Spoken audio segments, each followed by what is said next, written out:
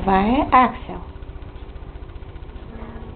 А другото е едно коте, което вървя след мен и се прибра вкъщи без да е моя.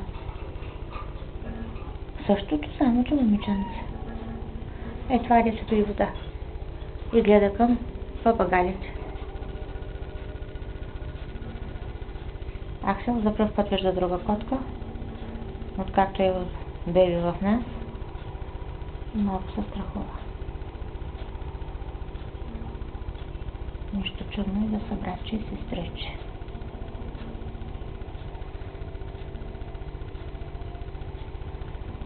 Гостенката пие вода, защото яде гранули.